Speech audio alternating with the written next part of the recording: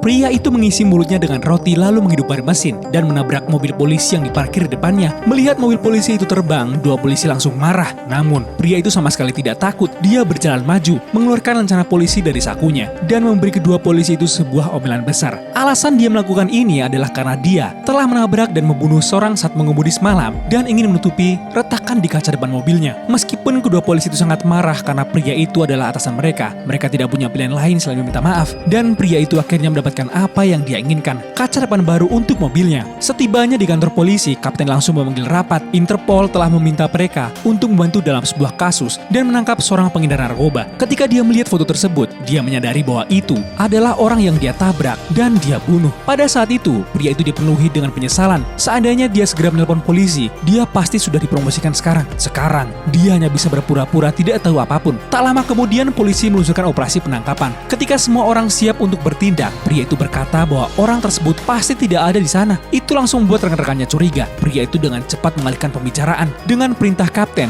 semua polisi bergegas masuk dan benar saja, tidak ada siapapun. Saat pria itu sedang berjalan-jalan di halaman, dia melihat anjing dari malam itu juga berada di sana, yang membuatnya sangat bingung. Jadi dia segera mengejarnya. Setelah melewati gerbang logam, pria itu terkejut menemukan bahwa ini adalah tempat kejadian kecelakaan mobil malam itu dan jejak ban di tanah masih jelas terlihat. Tiba-tiba, sebuah mobil polisi datang mendekat dan pria itu langsung merasa tegang. Setelah melihat mobil polisi itu berhenti di pinggir jalan, dia segera mendekat dan menunjukkan ID-nya. Ketika polisi melihat bahwa itu adalah atasannya, mereka menjelaskan mengapa mereka ada di sana. Kantor polisi menerima laporan yang mengatakan bahwa telah terjadi kecelakaan mobil di sini. Seseorang melihat pelaku menabrak seorang pada malam tanggal 15, memasukkan mayat ke dalam bagasi dan pergi. Setelah mendengar itu, pria itu segera bertanya siapa yang telah melaporkannya. Tanpa diduga, polisi itu memberitahunya bahwa penelpon itu menggunakan telepon umum. Saat itu, rekan-rekannya juga tiba. Melalui penyelidikan, mereka mengetahui bahwa telah terjadi kecelakaan mobil di sini juga. Saat kapten akan menanyakan perkembangan kasus tersebut, seorang rekan tiba-tiba melihat sebuah kamera di atas dan di sebelah kanan mereka. Itu langsung membuat pria itu panik dan kapten